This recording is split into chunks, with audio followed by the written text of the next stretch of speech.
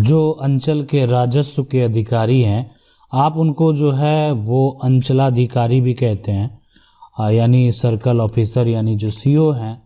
अब उनको जो पावर होता है वो ज़मीन संबंधित जो भी है एक तरह से सुधार, किसी भी प्रकार का कोई त्रुटि है या किसी का जो है म्यूटेशन करना है वेरीफाई करके, तो उनको वो कार्य दिया जाता है कि ताकि आप उस आदमी को वेरीफाई करें। अगर वो सही पाया जाता है, लगता है कि ये सब कुछ सही है, तब उसका आप दाखिल खारिज करें। मतलब आपको उसी कार्य के लिए बहाल किया जाता है, रखा जाता है।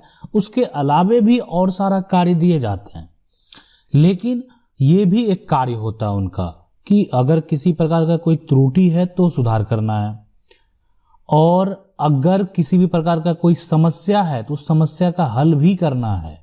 अगर किसी प्रकार का विवाद है ना, तो विवाद को भी देखना है। और साथ में अगर किसी भी प्रकार का कोई भी जमीन का खरीद बिक्री होता है तो उसका दाखिल और खारिज भी जो है वो उनको करना है। तो ये सारा कार्य उनका है। लेकिन अगर किसी प्रकार से अगर किसी के नाम में अगर त्रुटि हो तो उस नाम का सुधार कैसे होगा, क्या प्रक्रिया है इसको सुधार कराने का? क्या सीओ को पावर नहीं है इसको सुधार कराने का? तो चलिए हम इसको समझाते हैं और इसको बताते हैं कि आखिर जो है क्या होता है। अभी सबसे पहले कि अगर कोई भी नाम में त्रुटि है, आप उसका सुधार करवाना चाहते हैं, तो सबसे पहले ये तो जैसे कि आपका अगर पंजी 2 में गलत है तो ये पंजी 2 जो तैयार होके आता है ना, ये आता है जिला से, और ये पंजी 2 को दे हुए दाखिल खारिज करना होता है ना, दाखिल खारिज करना होता है। अब दाखिल खारिज में अगर किसी प्रकार का त्रुटि हुआ तो इसका सुधार अंचल के अधिकारी करेंगे। आपके रसीद में अगर किसी प्रकार का त्रुटि है तो उसका सुधार अंचल के अधिकारी करेंगे। लेकिन अगर आपका जो पंजी 2 है उसमें त्रुटि है तो उसका सुधार आपका जिला कार्यालय से ही होगा।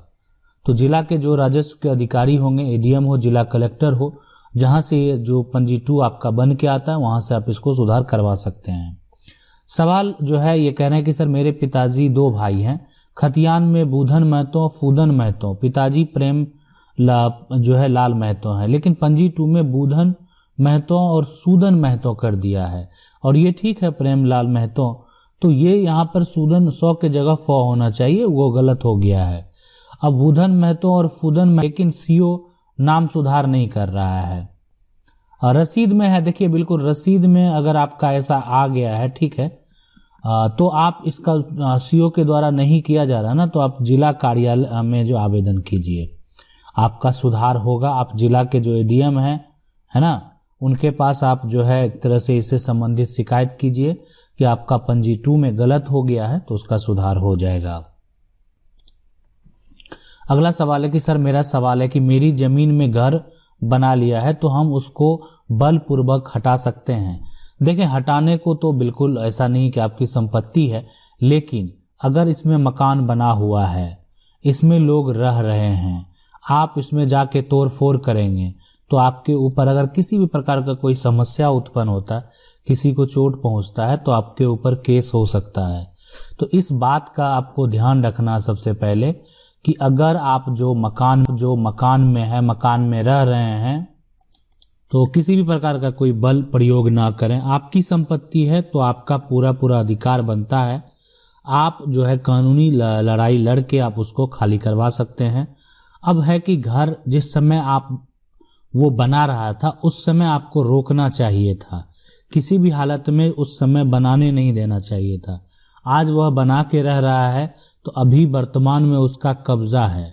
आप अगर गलत तरीके से कोई भी एक्शन लेंगे तो फिर आपको समस्या हो सकता है। इसीलिए आप उसके ऊपर अपना टाइटल का दावा करें और कानूनी तरीके से उस मकान को हटवा दें। अगला सवाल है कि मेरा नाम प्रेमचंद चौधरी है, मैं रतलाम का रहने वाला हूँ, मेरी उम्र 35 साल, मुझे मेरे पिताजी अपने प्रॉपर्टी में हिस्सा नहीं दे रहे हैं, तो मैं क्या करूं? है ना, हमारी संपत्ति थी उसको बेचकर इन्होंने अपने नाम से एक दूसरी जमीन ले ली। ठीक है, उनको बेचकर उन्होंने वो जमीन खरीद ली है, लेकिन आप जो पैतृक संपत्ति है आप उस पर अपना दावा पेश करेंगे और साथ में वो प्रॉपर्टी उनके द्वारा बेचा गया और जो प्रॉपर्टी खरीदा गया उस पे भी आप अपना दावा पेश करेंगे। केस रजिस्टर होने के बाद उनको पूछा जाएगा कि आप जो संपत्ति आज ये खरीदे हैं आप पैसा कहाँ से लाए, वो आपको दिखाना होगा। देखें, सीधी सी बात है कि एक एक पैसे का हिसाब तो देना ही होगा। अगर गलत तरीके से कुछ भी किया गया है तो वो यहाँ पर आपको दिक्कत हो सकता है। तो पैतृक संपत्ति को अगर बेचकर आप ये साबित हो जाता है कि पैतृक संपत्ति को बेचकर कोई प्रॉपर्टी को खरीदा गया है तो आपको वो संपत्ति जो है वापस मिलेगा। अगला सवाल है, ये कह रहे हैं कि सर आपका वीडियो बहुत अच्छा है, तो इसके लिए धन्यवाद। आपसे एक प्रश्न पूछना चाहता हूं कि मेरे दादा के 4 बेटे हैं और पुराना घर तोड़ के अब नया घर बन रहा है। मैं आपसे पूछना चाहता हूं कि जो मेरे चाचा का उनका रोड साइड घर बन रहा है और मेरा घर उनके पीछे पड़ता है, बीच में जो है यहाँ पर गलियारी है और मेरे चाचा गलियारी में जो है यहाँ पर सीढ़ी का छज्जा दे रहे हैं, तो मैं क्या कर सकता हूँ? मुझे अच्छा नहीं लग रहा है।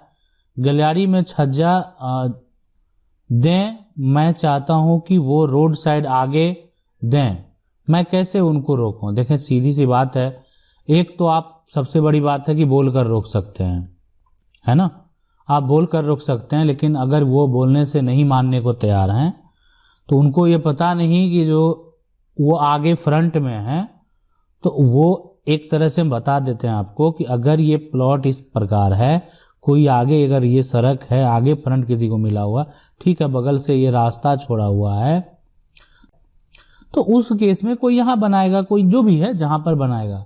तो अभी जिसका फ्रंट है ना, अगर ये सारे व्यक्ति फ्रंट देने से इनकार कर दे तो ये संपत्ति का बंटवारा कानूनी तरीके से ऐसे हो जाएगा। आप समझ सकते हैं कि वो आपकी जमीन रहेगी, आप लड़ रहे हैं ना, लेकिन कानून क्या करेगा? कानूनी जो तरीका है उसमें क्या हो, सभी को समान मिलना चाहिए, किसी के साथ भेदभाव नहीं होना चाहिए।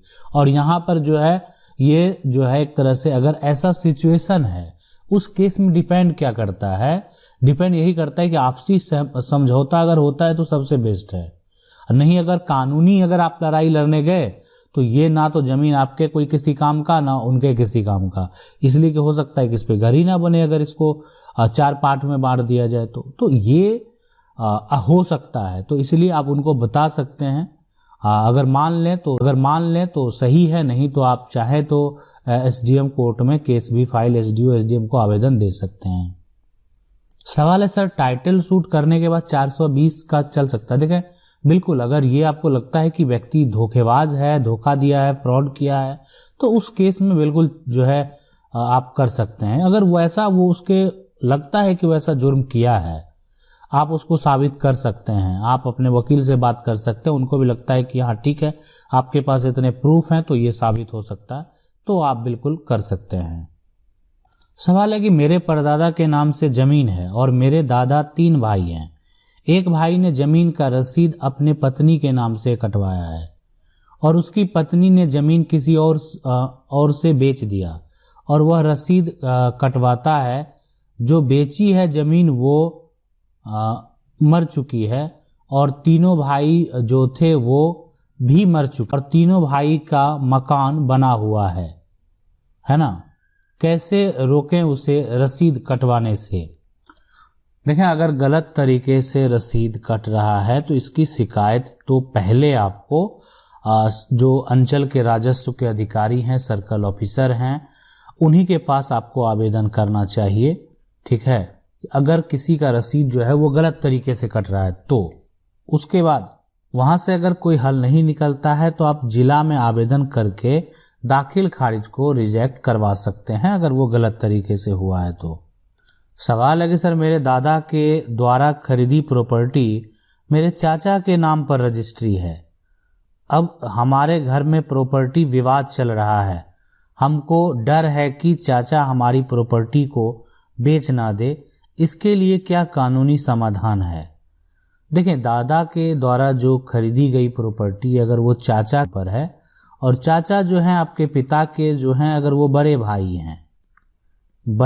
हैं, ठीक है, तो उस केस में, ठीक है, विवाद चल भी रहा है, तो आप जो है आप एक कानूनी दावा पेश कर सकते हैं अगर परिवार में किसी भी प्रकार का बंटवारा नहीं है और संपत्ति उस समय खरीदा गया। देखें, कोई भी किसी को कोई संपत्ति देने के लिए स्वतंत्र है, लेकिन ऐसा सिचुएशन इसलिए आ जाता है कि बड़े भाई उस समय घर के मुखिया होते थे और संपत्ति जो है एक तरह से जो सभी बच्चे छोटे होने के कारण जो है पिता भी खरीदते थे, तो बड़े बेटे के नाम पे संपत्ति को खरीदते थे। परिवार में बंटवारा नहीं है तो उनका दायित्व बनता है कि वो सही रूप से सारा कार्य करें। लेकिन पिता इसके लिए भी स्वतंत्र हैं कि पिता किसी को भी संपत्ति खरीद कर दे सकते हैं।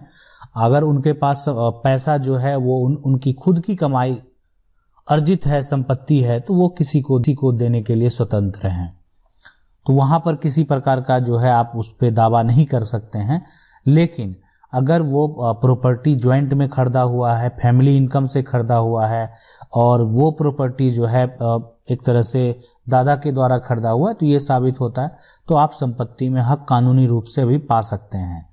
फिलहाल देखें, अभी जो अगर आपके नाम प्रॉपर्टी दर्ज नहीं है तो आप किसी अधिकारी के पास भी आवेदन करेंगे, कंप्लेन करेंगे, तो आपको किसी प्रकार का कोई फायदा नहीं होगा। तो विकल्प है कि सिविल कोर्ट में आप अपना दावा पेश करें कि आप अपना जो आपका शेयर है, जो आपका हिस्सा है और उस जो प्रॉपर्टी आपके चाचा के नाम है उस पे भी आप अपना दावा पेश करें। वीडियो अच्छा लगा, वीडियो को लाइक जरूर कर दें। चैनल को पहली बार देख रहे हैं, सब्सक्राइब करके जो बेल आइकन है उसको जरूर दबा लें। मिलते हैं अगले वीडियो में, तब तक के लिए जय हिंद।